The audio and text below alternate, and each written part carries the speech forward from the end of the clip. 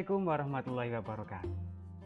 Anak-anak kelas 3 ya, cintai bagaimana kabarnya hari ini? Saya harap anak-anak dalam keadaan yang baik-baik ya.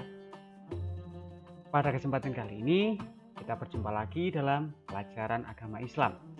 Seperti yang saya jelaskan pada pertemuan sebelumnya, kali ini kita akan belajar tentang kisah keteladanan Nabi Yusuf alaihis salam. Namun sebelum kita belajar, mari kita berdoa bersama-sama kepada Allah Subhanahu wa taala. Semoga kita mendapatkan ilmu yang bermanfaat, kemudahan dan dapat mengamalkan ilmu yang kita dapat. Baik anak-anak, mari kita berdoa bersama-sama. Bismillahirrahmanirrahim. Rabbi zidni ilma warzuqni fahma waj'alni min ibadikas sholihin. Amin. Baik anak-anak,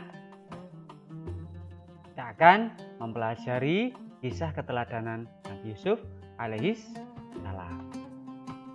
Tujuan pembelajaran yang akan kita capai, yang kita harapkan untuk dicapai, yang pertama, anak-anak dapat menganalisis Nabi dan Rasul. Yang kedua, anak-anak dapat menganalisis kisah keteladanan Nabi Yusuf alaihis salam. Yang ketiga, anak-anak dapat menyajikan kisah keteladanan Nabi Yusuf alaihis salam. Baik anak-anak, yang pertama kita akan mempelajari siapakah Nabi dan Rasul itu. Tahukah kalian siapa Nabi itu? Nabi adalah seorang laki-laki yang mendapatkan wahyu dari Allah Subhanahu wa taala hanya untuk dirinya sendiri. Tidak wajib untuk disampaikan kepada orang lain. Baik, kalau Rasul. Rasul itu adalah seorang laki-laki yang mendapatkan wahyu dari Allah Subhanahu wa taala selain untuk dirinya sendiri, tapi juga harus disampaikan kepada orang lain. Sudah tahu bukan bedanya antara Nabi dan Rasul? Kalau sudah tahu, silahkan ditulis di buku catatan atau di lembar kerja. Perbedaan Nabi dan Rasul. Kita akan lanjut mempelajari kisah keteladanan Nabi Yusuf alaihis salam. Pada pelajaran ini, kita akan mempelajari kisah singkat Nabi Yusuf yang pada intinya ada pada 9 garis waktu, 9 titik garis waktu. Yang pertama adalah ketika Nabi Yusuf bermimpi. Yang kedua ketika Nabi Yusuf dibuang. Yang ketiga ketika Nabi Yusuf diselamatkan. Yang keempat ketika Nabi Yusuf dipenjara. Yang kelima ketika raja bermimpi atau mimpi raja. Yang keenam ketika Nabi Yusuf diangkat menjadi pejabat oleh raja. Yang ketujuh, Bunyamin ke istana. Yang kedelapan, para saudara Nabi Yusuf bertobat. Yang kesembilan, ketika semua keluarga Nabi Yusuf berkumpul kembali. Saya yakin anak-anak memiliki pertanyaan ya dari apa yang saya jelaskan tadi. Contohnya misalnya, siapa itu Bunyamin? Bukankah kita itu mempelajari Nabi Yusuf, kok ada Bunyamin, nama Bunyamin siapa itu? Untuk lebih jelasnya, mari kita pelajari bersama-sama.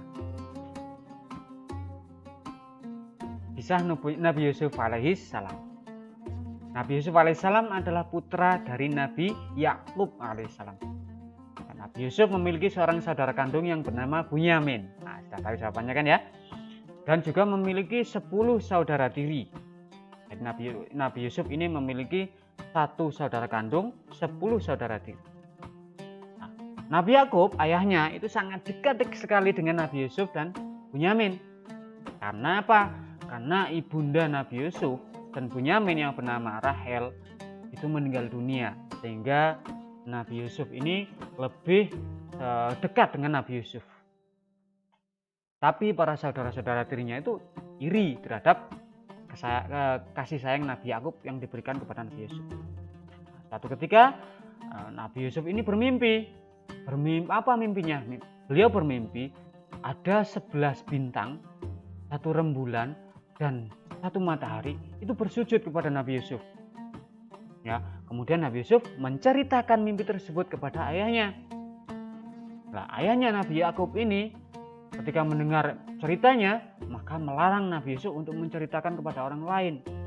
Karena ayahnya khawatir dengan mimpi yang dialami Nabi Yusuf, para saudara-saudara dirinya dengan kedengkian dan irinya akan mencelakai Nabi Yusuf. Ya, benar saja.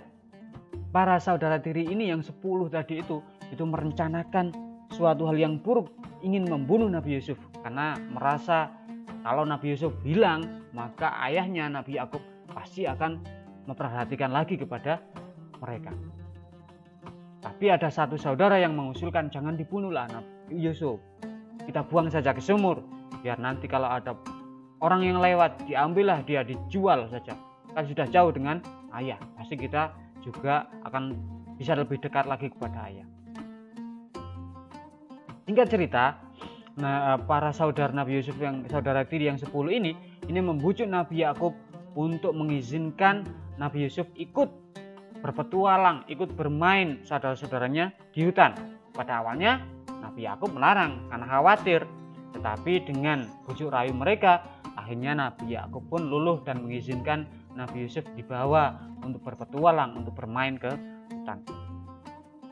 Sampai di hutan, setelah mereka bermain-main, kemudian mereka melepas baju mereka, ya, hanya pakai celana saja, bajunya ditaruh di perbekalan mereka. Nabi Yusuf pun begitu, kemudian digendonglah Nabi Yusuf oleh saudara-saudarinya itu, ya, digendong, dibawa ke sumur, dan dimasukkan ke sumur. Meskipun Nabi Yusuf mengiba minta tolong, tapi mereka tidak.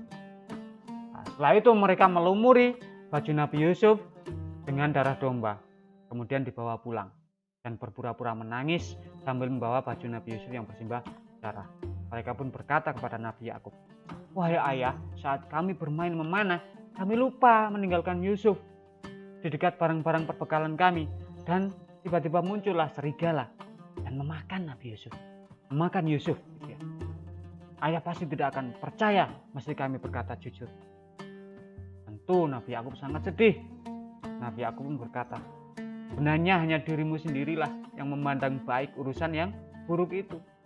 Hanya bersabar adalah yang terbaik bagimu. Dan kepada Allah Subhanahu wa Ta'ala saja aku memohon pertolongannya terhadap apa yang kamu ceritakan. Nah, di tempat lain, Nabi Yusuf yang ada dalam sumur sendirian, gelap, lapar, takut, hanya bisa bersabar dan berdoa kepada Allah Subhanahu wa Ta'ala agar diselamatkan. Hingga suatu ketika lewatlah para pedagang yang mengambil air minum di sumur tersebut. Ketika mereka mengambil air, ternyata kok berat timbanya, dan yang ada itu bukan air, ternyata ada seorang anak yang sangat tampan sekali. Ternyata adalah Nabi Yusuf. Hingga kemudian mereka menyelamatkan Nabi Yusuf, kemudian dijuallah Nabi Yusuf sebagai budak di Mesir. Nah, karena Nabi Yusuf itu sangat tampan sekali, maka yang mampu membelinya itu adalah seorang pejabat istana. Yang lain tidak mampu membeli karena Nabi Yusuf itu sangat tampan sekali. Kemudian oleh pejabat tersebut Nabi Yusuf diangkat menjadi anak, karena kebetulan pejabat tersebut tidak memiliki anak. Nah, hingga sampai dewasa Nabi Yusuf itu diasuh oleh pejabat tersebut. Nah, ketika dewasa Nabi Yusuf itu menjadi seorang pemuda yang tampan, gagah perkasa. Hingga akhirnya Nabi Yusuf memilih untuk dipenjara saja daripada di luar menjadi fitnah bagi orang-orang yang lain. Nabi Yusuf berdoa kepada Allah, jika penjara lebih baik bagiku, maka lebih baik saya memilih penjara, wahai Allah. Hingga akhirnya dikabulkanlah doa Nabi Yusuf. Nabi Yusuf dipenjara. Ketika Nabi Yusuf penjara, Raja Mesir itu bermimpi melihat 7 ekor sapi betina yang gemuk-gemuk sekali, tapi dimakan oleh 7 sapi yang kurus. Kemudian raja tersebut juga melihat dalam mimpinya ada 7 tangkai gandum yang hijau, gemuk, dan 7 tangkai gandum yang kering. Kemudian raja tersebut menanyakan perihal mimpi tersebut kepada semua orang, tapi tidak ada seorang pun yang dapat menafsirkan mimpi sang raja tersebut. Hingga akhirnya ada seorang pembantu istana yang ingat ada seorang yang pandai menafsirkan mimpi yaitu Nabi Yusuf yang sedang dipenjara. Singkat cerita, Nabi Yusuf pun dibebaskan dari penjara dengan syarat Nabi Yusuf bisa menafsirkan mimpi sang raja. Dengan petunjuk Allah, Nabi Yusuf menafsirkan mimpi tersebut dan berkata kepada raja, "Hendaklah kalian menanam gandum selama 7 tahun berturut-turut, karena pada 7 tahun itu Allah memberikan kelimpahan hujan, kelimpahan kesuburan tanah dan lain sebagainya, sehingga panen pada 7 tahun ini sangat melimpah. Setelah itu hendaklah kalian menyimpan makanan dari hasil panen 7 tahun itu, ya, dan dengan cara membiarkan tangkai dari gandum itu sehingga tidak busuk gandumnya." Nah, karena apa? Karena setelah 7 tahun yang subur, hujan yang melimpah, akan datang 7 tahun yang kemarau, yang sulit, yang tumbuhan tidak mau tumbuh. Raja kemudian tertegun memikirkan, masuk akal juga penjelasannya. Kemudian raja pun mengangkat Nabi Yusuf sebagai pejabat negara urusan pangan. Nah, ketika Nabi Yusuf menjadi pejabat, inilah terjadi kekeringan di mana-mana seperti yang ditafsirkan Nabi Yusuf dari mimpi sang raja. Hingga banyak sekali orang-orang yang meminta jatah ke gudang kerajaan karena sulit sekali mendapat bahan makanan. Bahkan kekeringan ini sampai kepada negeri tempat asal Nabi Yusuf alaihissalam.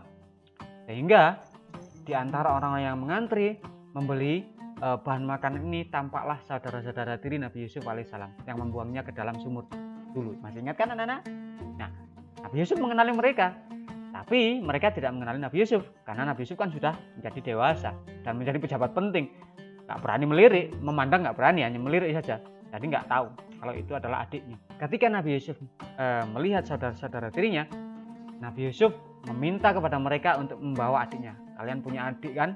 Bawa ke sini juga untuk ikut membeli makanan. Kalau tidak, kalian tidak dapat jatah dari negara. Mereka takut. Kemudian secara sembunyi Nabi Yusuf memerintahkan prajurit untuk mengembalikan uang daripada saudara-saudara. Hingga ketika pulang ke rumah, saudara-saudara tirinya tersebut menceritakan kepada Nabi Yakub tentang pertemuan dengan seorang pejabat tinggi kerajaan yang meminta untuk membawa semua saudara-saudara termasuk Bunyamin ikut ke Mesir.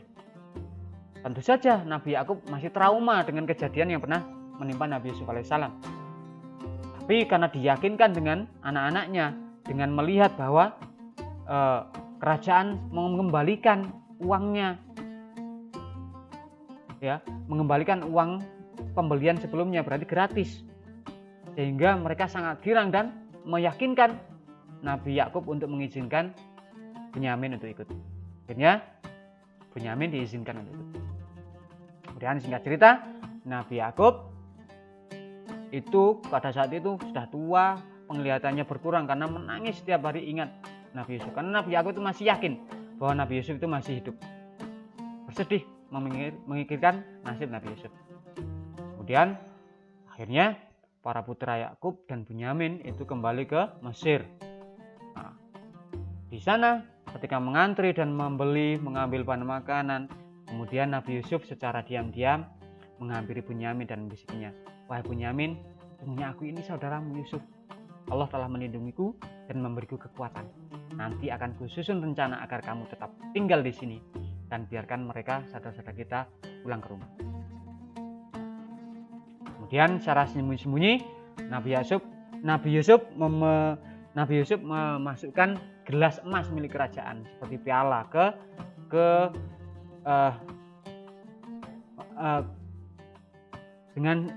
Nabi Yusuf secara sembunyi-sembunyi memasukkan gelas emas milik kerajaan ke kantong milik Bunyamin. Nah, ketika mereka sudah selesai dengan membeli bahan makanan, mereka mau pulang, tiba-tiba dipanggil, "Wahai kalian, ada orang yang mencuri milik kerajaan, berhenti." Akhirnya diperiksa, mereka pun meyakinkan, "Kami ini sih mau beli, nggak mau mencuri." Tapi tetap diperiksa saja. Akhirnya ditemukanlah gelas emas milik kerajaan di kantong atau wadah milik Bunyamin. Hingga akhirnya Bunyamin tidak boleh pulang karena kedapatan di dalamnya ada barang milik kerajaan. dan ditahan. Hingga saudara-saudaranya pun pulang tanpa Bunyamin. Nah, saudara-saudara Nabi Yusuf ini pun bingung mau menyampaikan apa ke ayahnya, ya, karena Bunyamin tidak bisa pulang. Mereka pun mengabarkan apa yang terjadi. Ayahnya bertambah sedih mendengar kejadian mereka dan berkata, "Wis, anak-anakku, pergilah kembali kalian mencari berita tentang keberadaan Yusuf dan Bunyamin, karena saya yakin Yusuf masih hidup, dan jangan kamu berputus asa." Nah, kemudian sewaktu mengambil makan berikutnya, Yusuf kemudian mempertemukan Bunyamin dengan saudara-saudaranya. Yusuf berkata, "Sadarkah kalian tentang perbuatan apa yang telah kalian lakukan pada saudara kalian sendiri, Yusuf dan Bunyamin?" Akhirnya mereka pun terkejut dan sadar bahwa ternyata pejabat itu adalah adik mereka sendiri, yaitu Nabi Yusuf alaihissalam. Mereka pun berkata, "Apakah engkau Yusuf?" Nabi Yusuf menjawab, "Iya, benar, aku adalah Yusuf." Akhirnya singkat cerita, mereka pun menangis, mengakui kesalahan dan memohon maaf atas perbuatan mereka karena dulu membuang Nabi Yusuf alaihissalam. Nabi Yusuf pun memaafkan mereka dan berkata, "Kalian tidak akan saya hukum. Saya sudah memohon kepada Allah untuk mengampuni kalian dan rahmat bagi kalian, dan Allah adalah Maha Penyayang." Kemudian Nabi Yusuf setelah menanyakan keadaan Nabi Yakub, Nabi Yusuf alaihissalam kemudian mengirimkan jubahnya untuk diusapkan ke mata Nabi Yakub alaihissalam, dan beliau pun meminta agar Nabi Yakub dan istrinya dibawa ke istana.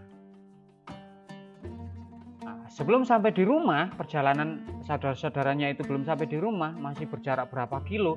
Di rumah, Nabi Yakub itu sudah mencium bau aroma Nabi Yusuf dari baju atau jubah yang dibawa saudara-saudaranya.